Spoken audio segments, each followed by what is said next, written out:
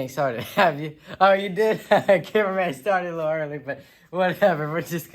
We're gonna forget that. We might cut it out. Oh yeah, I'm Logan Mills. This is another video. This one is gonna be a little, maybe not different. I don't think I've done a video on this yet, but this is pre-fishing, before tournament, and before you go fishing in general, kind of common sense and kind of some of the stuff I do. It's not mandatory, but very highly recommended from me, in my opinion. Not all that I'm going to show you is very important, but a lot of it is, like strapping your stuff down. Checking your line is a big one. Making sure all your lures are set up and ready to go, and making sure that your covers for your fish finders are on. And I've learned from lures, making sure your lures are strapped down. Learned that the hard way from experience, going down the road one day, going to fish, and it was actually sitting in the little boat under the console and it doesn't close all the way. I use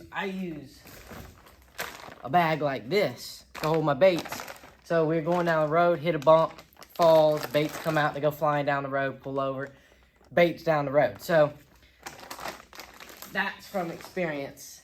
So this is some of the stuff I'm going to try and help you, so you don't make some of the mistakes. Another big thing, which you might, laugh at this, is use the restroom before you go fishing.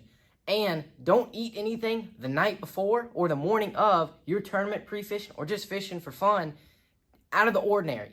Like, don't go eat Mexican food that's all spicy the night before, because when you wake up, you're going to have to use the bathroom. You don't want to be stuck on the water, have to run up on the bank. I've had to do that a few times, and it's not the most fun thing. But anyways, we're going to skip past that because that's not the greatest thing to talk about. My cameraman, his old knees, I don't know if we can get up in here. Maybe he can. But one thing I always start out with, depending on where I'm fishing, is learn. And now I'm going to sit down because my cameraman, he can't lift his phone up that high. Sit down right here. Is always look at your conditions the day before. You don't have to get deep. Just know the wind, temperature. Temperature is a big thing. You don't want to go out and not be prepared if it's too cold. You don't have the right clothes on, your hands going numb, your feet's going numb. And that just affects your mind, and it just wears down on you. So if you're prepared, that's one win. You want to win. You want to put, you want to win throughout the day because you build. It's either you build on negatives or positives. So you want to start out positive and build on that because that helps you fishing. So one way is be prepared. That's number one. Be prepared.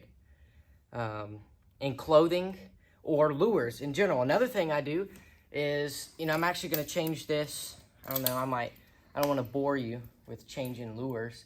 So I might tie this on now. One thing I always do the night before is I know what I'm going to take with me.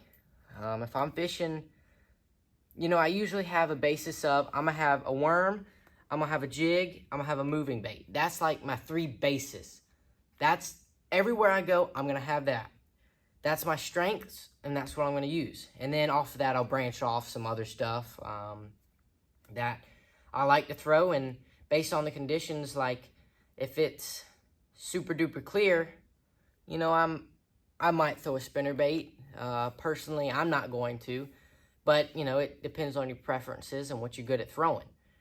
I know it's going to be windy. I'm going to adapt, and I'm going to throw what I believe the fish are going to eat in windy conditions. So that's another thing I do is I have my lures that I want to have ready to go. I have them ready the night before so that when I'm on the water, I'm not sitting there tying, wasting time. That's a big thing you do on the water. You waste time tying lures. Have confidence in what you're throwing and do your best. Another thing is always check the line. Right here, you go. This is a little frayed because last video, you saw me fishing at the river. And one of the fish I had, it got me stuck on a stump. So I'll check it, a few feet up because you can check right here. This is, your weakest link is going to be your knot. You always want to check here. But I always do is I check a little further. So I know that it's frayed till about here.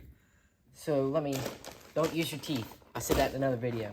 I was about to use them, but I'm not. Let me get in here. Oh, a lot of lures in here, and I wish they were all mine, but not yet. So I cut that, right? That is a big waste of line, but in the end, it might help me. You never know. It might be fine. I might could catch a 10-pounder on this, but if I'm in a tournament scenario, I'm going to put every odd in my favor that I can. So one odd that I'm going to put in my favor that I can do pretty easily the night before, it takes me 5 minutes. Check my line. Retie my baits. Depends on what I'm doing, but this I was definitely going to retie. Because fishing the river, lots of stumps, my line got frayed. I'm going to fish another day. I'm definitely going to make sure that rod, or that my line that's set up on that. So that's actually what I'm going to do. I don't have the stuff with me. It's in my box. It's a little bare. Not much in here except a stinky fish net. Oh, man. But right, it's windy. I'm going to throw a jerkbait. What I have confidence in. But that's what's so cool about fishing is I can go out there, throw a jerkbait, catch fish. You might be able to throw a worm on the same point and catch fish. It doesn't matter just as long as you got confidence in it. And that's what I'm going to do now is always... Well, the jerkbait's in the other boat. Yep. I about lost it last time I went fishing. Is also check your hooks. That's another big thing. Your hooks, I have... I actually need to. I haven't done it because I'm lazy. Is these hooks. Replacement hooks. These hooks aren't bad, but, you know, they're standard hooks. They're not going to be the greatest. You could switch them out. You don't have to. I personally want to, but I just haven't gotten around to it yet. And so, I may pay the price. I may not. I mean, I fished the lake the other day and caught 2 fish on it, and it was fine. But I've lost fish on standard hooks. Your decision, your call to make. You know, it's just... That's another thing you got to be prepared for, because if you don't check your line and you don't retie your stuff the night before and you get on the water and you lose the fish, you can't slam your rod. You can't do all this other junk. You can't get mad because it's your fault. You just have to say, you know what? Next time I'm going to check my line. Keep fishing. Had to make sure I got to get my numbers right. Knots are a big importance too. Always make sure your knots are really good. Did I get lucky? Yeah, that's a really good knot. Make sure your knots are good. Make sure your baits aren't broken either. I've had, you know, shad wraps are made out of wood. I've broken a few of them. You don't want to get out there. First cast, you make it breaks. Bill and the thing come apart. It goes flying. You're all mad. That's number 2. Number 3 is make sure your stuff is strapped down. That goes along with being prepared as well. Make sure your stuff is strapped down. As you can see, if we were going down the road, see these are my cameraman's rods. He would never have them like this going down the road. Or when we're moving. Always have these little things right here, these rod buckles. What you do, you strap them down, they're not going anywhere. Now, you're going far away. Like if we go down the road to the lake, Lake Murray, that's 20, 30 minutes away from the house, not going to worry about it. If you're going down the road, I recommend in the box. You don't have a box, put them in the back of the truck. Figure out some way because you don't want your rods all broken. If your rods are all broken, what you going to do? You're going to have to go and get new ones. That's more money spent, and that's time wasted.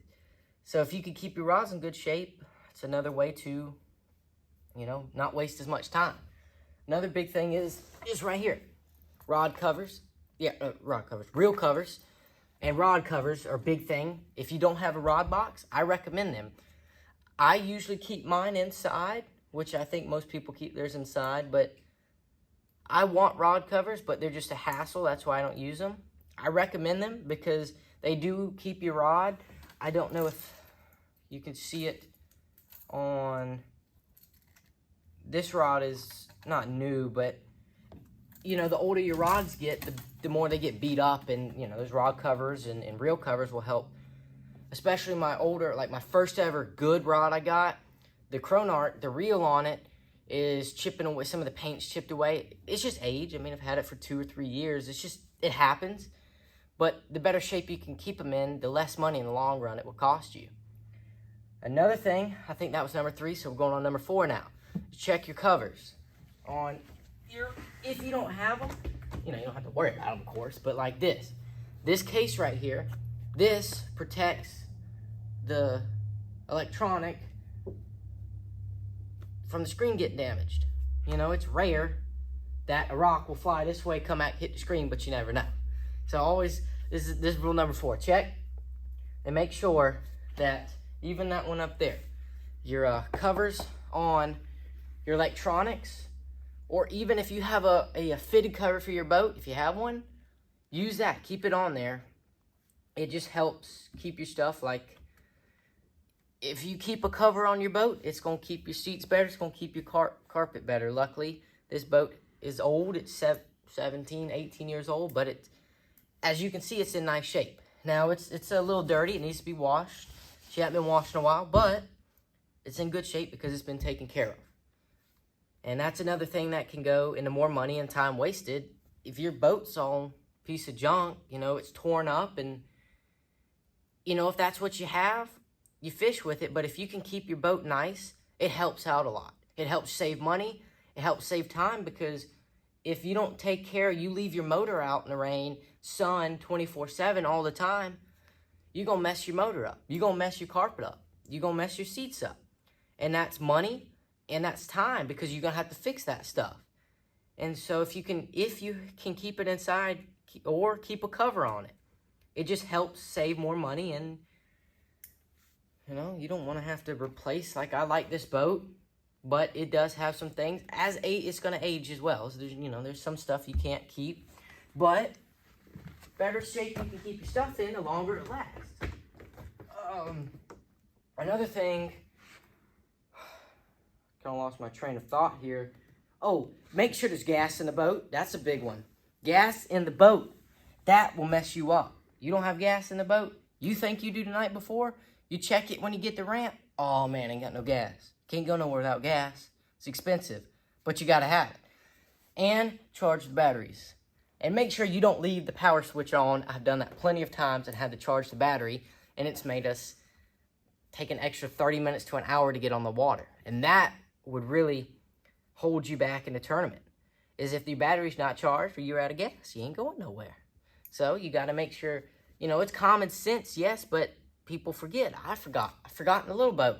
It's easy to forget to leave the switch on. It kills the battery, and you got to charge it, and it wastes time.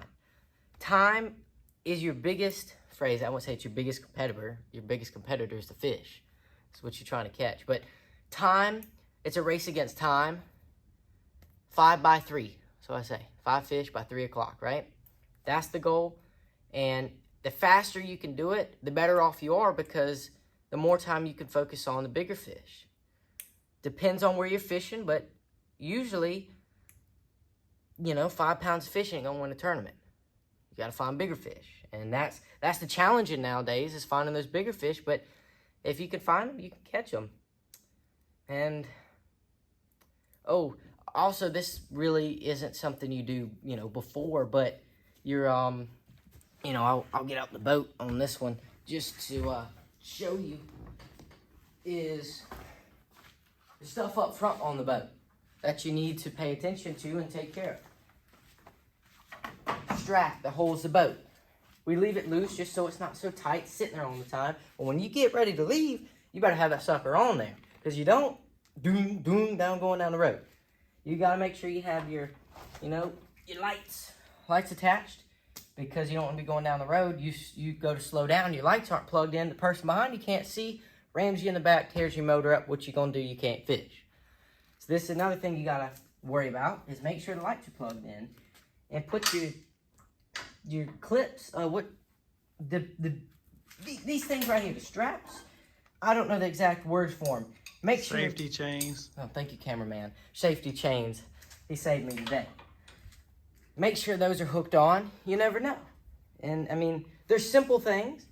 Even this is a big one. I fished a tournament not too long ago. No, actually it was probably about a year ago. First tournament I fished at MLF. The guy I was fishing with actually blew a tire on the interstate. And it cost him like 3 hours. And that sucks because he got less sleep, wasted time again. That's what I'm saying. Wasted time, and he lost sleep. Still did good, but check your tire pressure. This right here, you spare. Make sure it has air in it. You blow a tire, but your spare don't have no air in it. What you gonna do? You're gonna have to pump it up more time. And you're in trouble if you ain't got a pump with you. So always keep, like a little electric pump, something to a backup, and a jack in there. Because you blow a tire, you got to jack the truck up. You ain't going to be strong enough to, lift it up. I don't know many people that can do that. And check your lights. Make sure your lights are working. And, that's really kind of, say, common sense stuff that you got to make sure. Also, make sure you have your life jackets. Fishing license, that's a big one.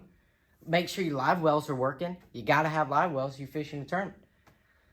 You can have a lot of malfunction, and that's the thing. If you're at the ramp, you go to blast off, but they check your live well, it doesn't work. Well, you can't blast off, or you're disqualified until you can get, either disqualified or you have a penalty, which you have to wait until you can get it fixed. It takes you 2 hours.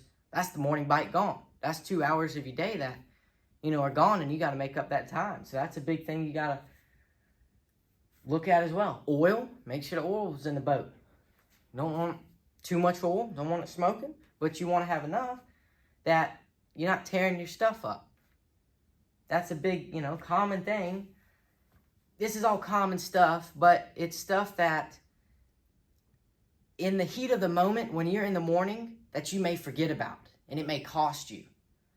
Something simple as forgetting life jackets, that can cost you big, because now what you got to do, you got to run all the way back to the house to get them, or same thing with your fishing license. Small things, but you got to remember them. And, when you're so focused on, and you're so nervous and you're ready to go, you might forget that. I've done it. It happens. But you got to deal with it. Get it done the night before.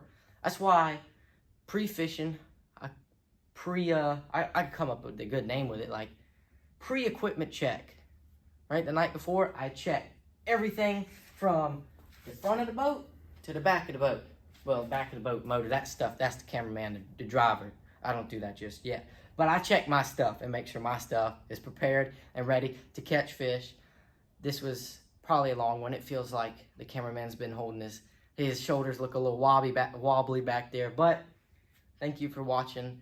I hope you enjoyed this video. And tomorrow, it probably won't come out for 2 weeks. We're going to do pre-fishing.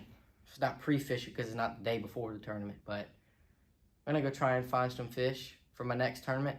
And we'll probably film that too, if cameraman's up to it. But stay tuned. I'll see you in the next one.